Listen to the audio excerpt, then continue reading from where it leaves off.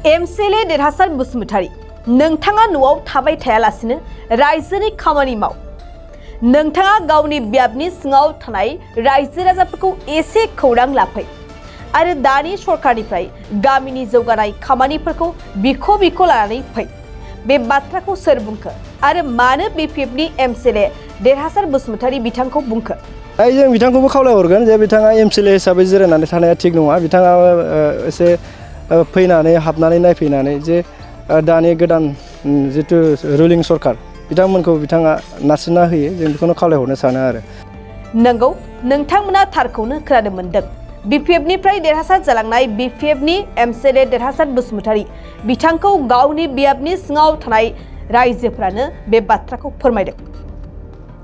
क'क्राझार जिल्लानि थिथागुरि जौगाखां खोन्दो कारिगाव थारं सेरफां बिसिडिसिनि सिङाव थानाय बासबारि बटियापारा गामिनि रायजो राजाफ्रा गोलाव सम सरकारनि अनसुंथाइनिफ्राय आनज्रायना थाबोनो गोनां जादों। बे गामिनि रायजो राजाफ्रा जयैनो रां खांलायनानै गामिनि गाज्रि लामाखौ खोनानै लादोंमोन आरो देग्लायबो नखरफायाव 100निफ्राय 500 रां खांनानै लामाखौ खोनानै लानो गोनां जादों। बेखौ लानानै दिनै लामा दालां लुफुंनो थाखाय सरकारखौ खावलायदों बे गामिनि रायजो राजाफ्रा।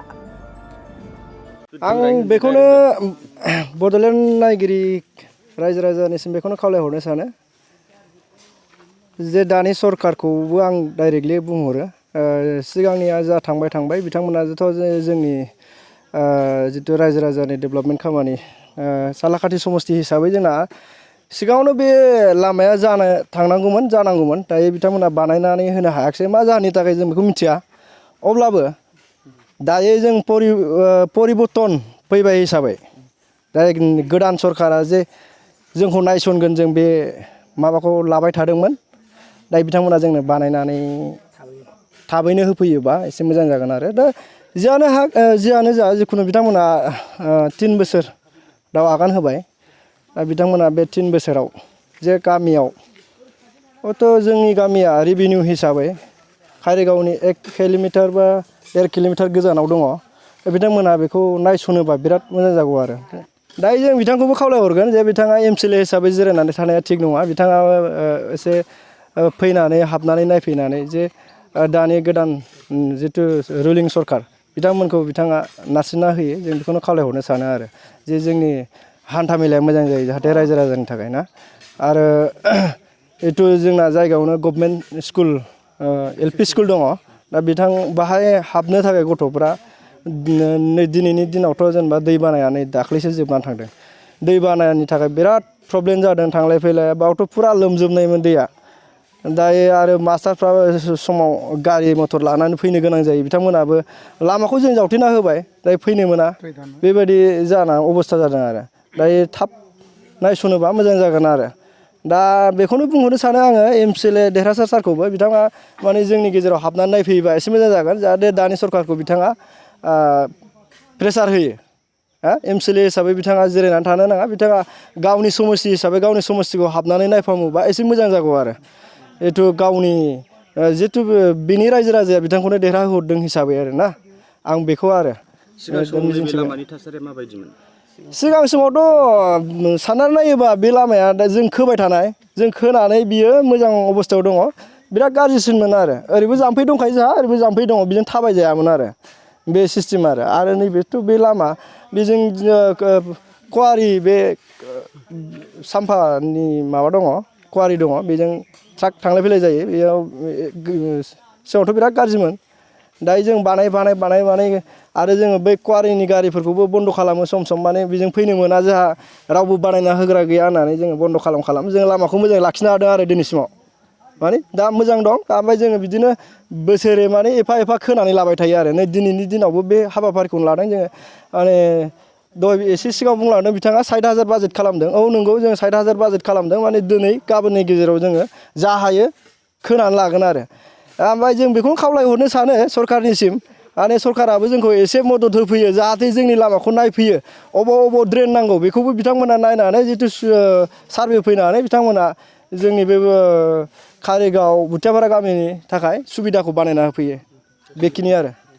बिथांमोना जे जोंनि हांख्रायनायाव दसे समबाबो नुजाफैनायनि थाखाय बिराद दुखुनांथाव बाथ्रा जोङो थांनाय समाव जानाखि सिगाङाव सरखार दाबोनाय बिपिएफ सरखार 17 बोसोर बा 16 बोसोर सरखार दाबोदोंमोन बिथांमोननिफ्राय जोङो जेबो लामानि सुबिदाफोरखौ आरो गामिनि जानाखि मोजां थासारियाव थाबायनो मोननाय लामा जों बेफोरखौ मोनबोनो हायाखै आरो बिनि गेजेराव नै दाना जानाखि सरखार सालायबाय थानाय इउपिपिएल सरखार बिथांमोनाबो 3 बोसोर बा 4 बोसोरानो जानोसै बिथांमोननिफ्रायबो जों जेबो अनुदान मोनाखै रायजो हिसाबै लामा सामाखौनो जोङो दिनैसिम दैबा बे जायगाया लोमजोबो आरोखि फुरा लोमजोबो बिनि गेजेराव जोङो बिराद खस्थ'जों जोङो रायजोनि जानाखि एसे एनै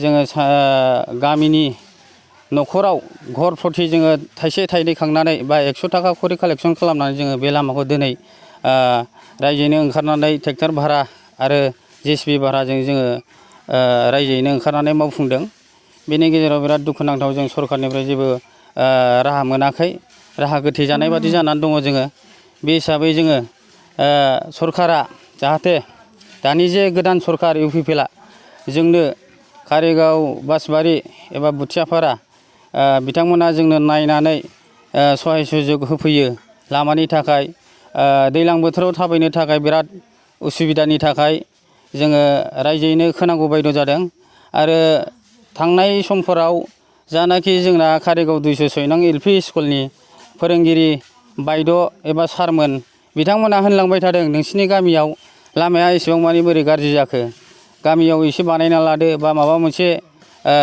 राहाफोर बिना लादो बिदि होनबाय थादोंमोन नाथाय जोंहा बिनानै लायनोबो रावबो गैया एक्सुवेलि जों सिगाङाव जोङो लरेन्स सारनाव थांदोंमोन बिथाङा थांसेयावबो जोंखौ खेल खेरायनाय जायाखै किन्तु माखासे प्रसेस जानानै दंमोन आरो एप्रुभबो जानानै दंमोन नाथाय बिथांमोना नेक्स्ट होनबाय थानानै ओरैनो हगार हरनाय जादों आरोखि दा जोङो बिथांमोनखौ जोङो खावलायनो लुबैदों दानि जे बिटिआर सरकारा जोंनो कारिगाव बासबारि बुथियापारानो जेने थेने जोंनो सेंग्रेबेल आर्ट फिलिंनि थाखाय जोंनो माबा मोनसे राहा होयो बेनि थाखाय आं गुरै खावलायहरनाय थाबाय बिटिआर सरकारखौ नोंथांमोननि लामाया बेसेबां गोलाव आरो नोंथांमोनहा जे दिनै लामा खोदों बेसेबां खरसा गारनानै बे लामाखौ खोनाय जादों जोङो दासिमाव ट्रेक्टर गंब्रै आरो दानि जुगावथ' बिराद खम रेटआव जोङो गारि भारा मोनला बेखायनो जोङो 60,000 जोङो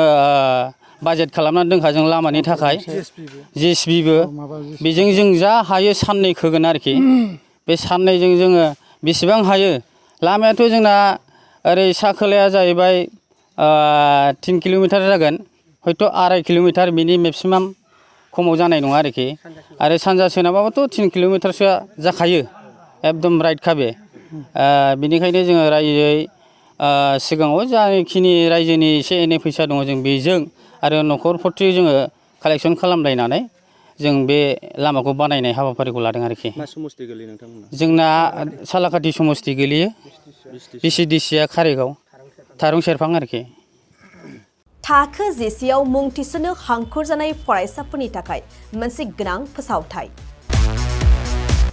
रौता नर्थ इस्ट पाब्लिक फरायसालिया नोंथांमोननो मोनसे गोजोनथाव खौरां लाबोदों CBSE जों गनायथि मोननाय रौतानि मुंदांखा नर्थ इस्ट पाब्लिक स्कुलाव दायो थाखो जिसेनि मुं थिसननाया सोलिगासिनो